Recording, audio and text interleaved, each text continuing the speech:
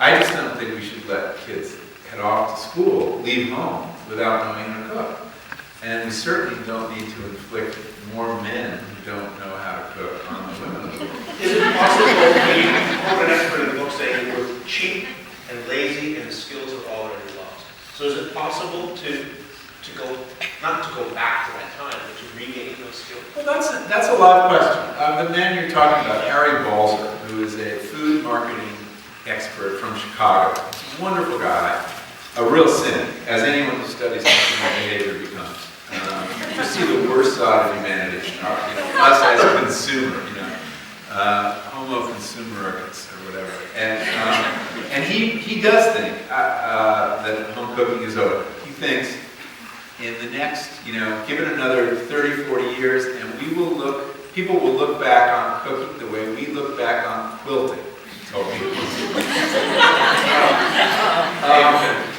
Yeah. But the quilters know that they're kind of a lonely tribe.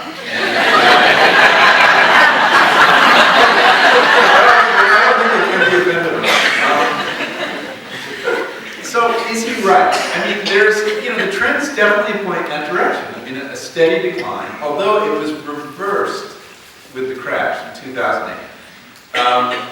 And for the first time since they've been measuring this, home cooking rates ticked up and obesity leveled off at the same time. Very interesting. Now, this may simply have to do with the bad economy, that people couldn't afford to go out to eat and were unemployed and had no time to cook. So it'll take a few more years to know whether the trend's been reversed or it's bottomed out.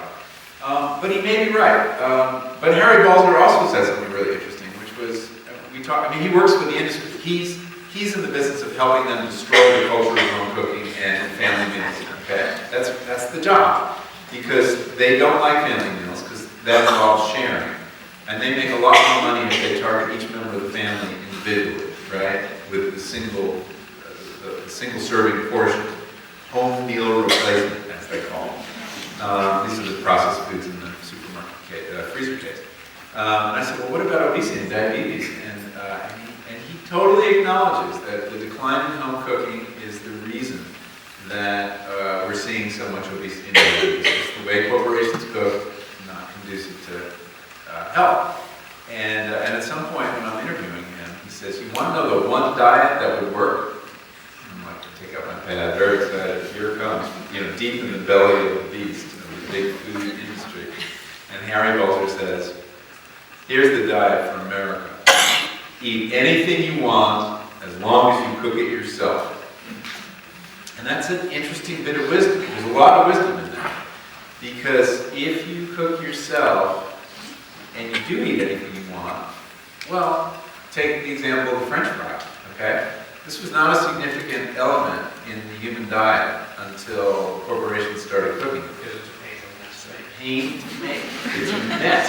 I mean, you've got to wash the potatoes, you've got to slice the potatoes, peel the potatoes, slice the potato, boil them in a lot of oil, clean up the cooktop, the range hood. I mean, it's just, you'll make it once every 2 months. But if you let corporations do it, you can have it twice a day, and many of us do. So he understands the links between cooking and health. The problem is, though, he basically believes we are cheap and lazy, and given a way to outsource anything that looks at all like work, and this is work, we won't do. And I hope he's wrong. I hope it's one of those things where the normal feedback loop of human development will demonstrate that this was, at least from a public health point of view, a tremendous mistake.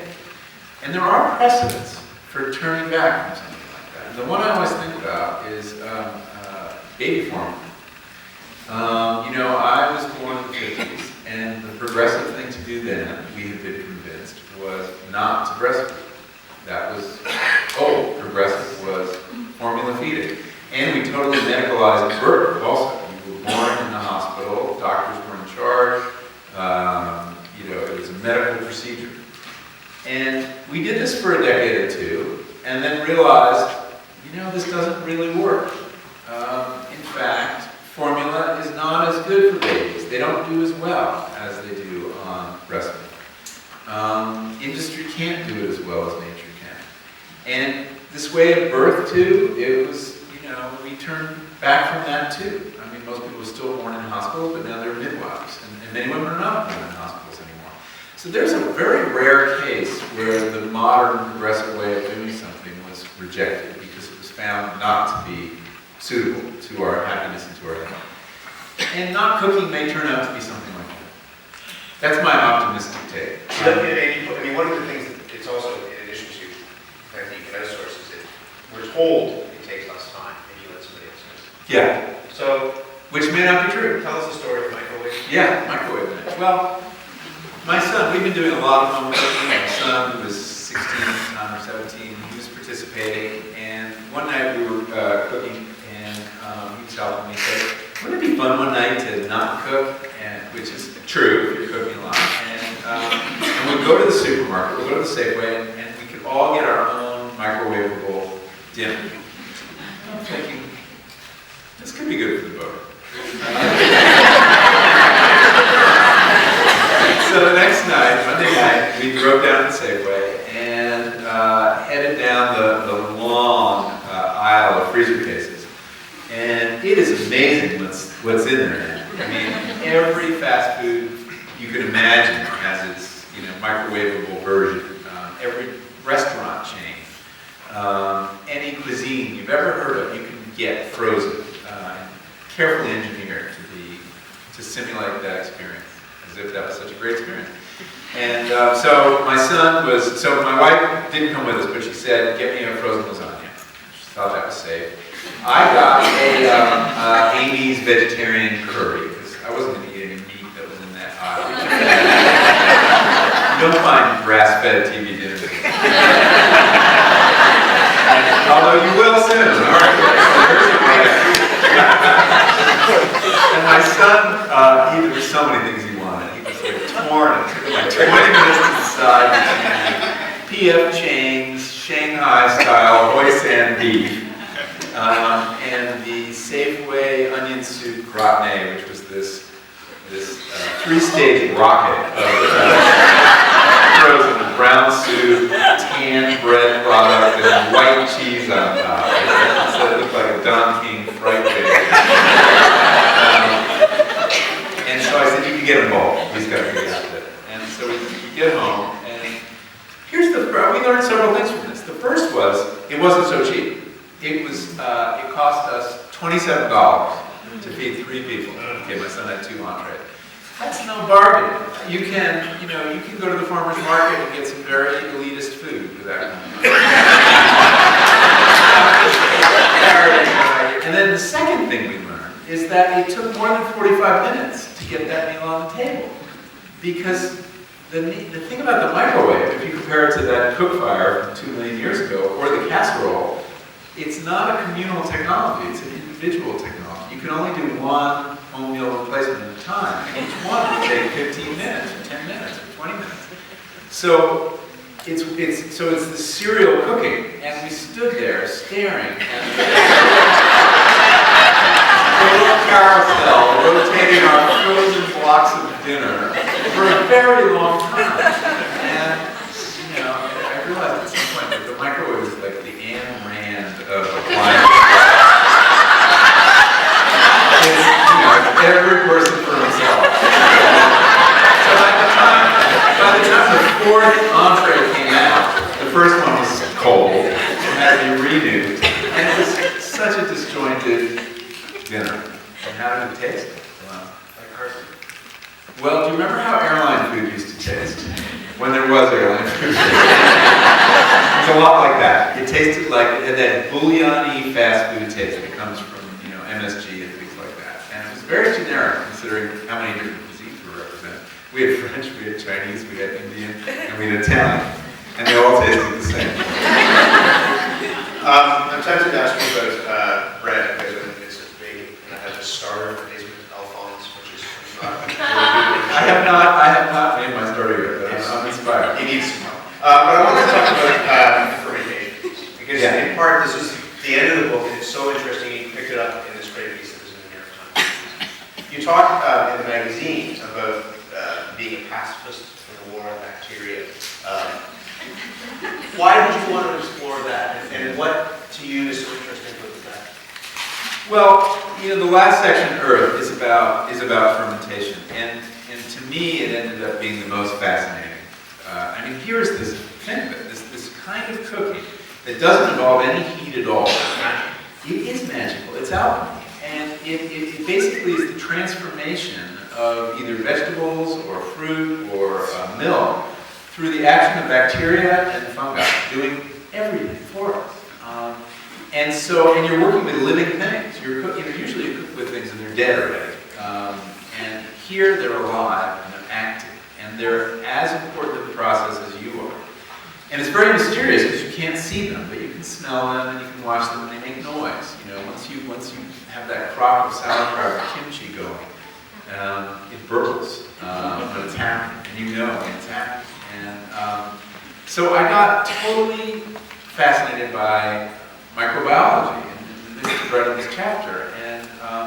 And it was so against everything I learned. I'd really been taught to fear and hate bacteria that it caused disease. And we have this weird hygienic OCD going on in our culture where we're washing our hands all the time, and we're keeping our kids cleaner than they've ever been in history, and we're terrified of our cutting boards and all the bacteria around us. And there are pathogens out there, but they represent a tiny, tiny little percentage of all the bacteria in our lives. And there are a lot of bacteria in our lives.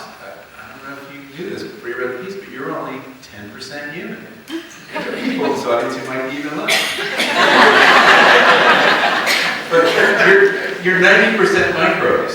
You're a superorganism. And learning that we are the eyes, the plural, a first person plural, was a big deal. And when you think of yourself that way, that these bacteria, you've got about 2 pounds of them in your large intestine, but they're elsewhere too. They're on your skin, they're everywhere. Is sobering because we haven't been taking very good care of them because of this war. Is it possible, we're talking about relearning skills, is it possible to stop that war, given the fact that we are told that if you kids make sure that they don't eat anything, that they pick up the 5-second rule or whatever, they can constantly washing their hands, as you said. Culture moves us in this direction. Yeah, and I think we are. I think we're learning, we have so much evidence now that exposure to bacteria, especially when you're very young, and actually in utero, that moms who spend time on farms while they're pregnant, their kids have much less allergy than other kids, much less asthma. Kids who live on farms, grow up on farms, drink raw milk, things like that. They have they have much healthier immune systems than the rest of us. So I think that it may come to a point where we do relax the sanitary regime in our homes, and that we think long and hard before we administer antibiotics. We're administering a lot of antibiotics that aren't really called for. There are a great many doctors that you come in and your kid has an ear infection. God knows this happened with Isaac way too often. He was born in 92, and it was the height of bad prescribing of antibiotics, and he got lots of antibiotics. He had a lot of ear infection. And it turns out they don't do anything for ear infections. Anyway, so that I think we're moving to being more careful now when we use antibiotics. Every course of antibiotics diminishes the biodiversity in your body. And it recovers to a certain extent, but if you get repeated courses, it doesn't appear to come back the way it was. And now that we've seen the gut microbiome is the word for the collection of species we have, of people who have not been exposed to Western medicine, hunter-gatherer tribes, say, in the Amazon, they've got lots of species that we've never seen before. So many of them have gone extinct. This is a wilderness that isn't so wild, but damaged. So I think as the science develops, I can easily imagine a change in our attitude toward bacteria. There's steps that people can take. Yeah, well, working in the dirt, really, really important. You're exposed to lots of bacteria. Eating food from your own garden, which have your local bacteria on them. It's a very tough. One of the microbiologists I interviewed said, there's a good argument for dirtying up your diet, is the expression he used. I said, what does that mean, not washing your produce? And he said, well, that's a kind of not a great public health recommendation. No, because there's, you don't know, there's antibiotic, there's pesticide on a lot of produce. But if it's from your own garden and you don't use pesticide, Test your soil. yeah, you should be a little more casual about that. Not that you can thoroughly wash bacteria off. One of the things you learn when you start fermenting is all the bacteria you need to make a vegetable ferment is present on the vegetables all the time. Bacteria are just waiting. They're on our skin too. They're waiting for us to die so they can get to work. And they are, I'm sorry. But it's good when you're talking about a cat. So I can't imagine changes. But there are also things we can, one of the hallmarks of the Western diet is, and this is interesting, something wrong with it we didn't understand till now, is that when you process food and you make it more and more digestible. So we eat lots of refined carbohydrates and fats, and these are absorbed in the upper gastrointestinal tract. And so we're feeding the 10%, and we're not feeding the 90%. Because we don't eat foods with lots of fiber. What they like is fiber, they like grain, whole grain. They like other bacteria, like the bacteria in fermented food, which is full of probiotics. And they like lactic acid, which is also in that. So I can imagine a time where we start paying attention to them when we're designing our dietary rules. And so maybe the next time the dietary guidelines are issued by the government, they'll bring some microbiologists in, not just to worry about food safety, but to stand up for the bugs and provide some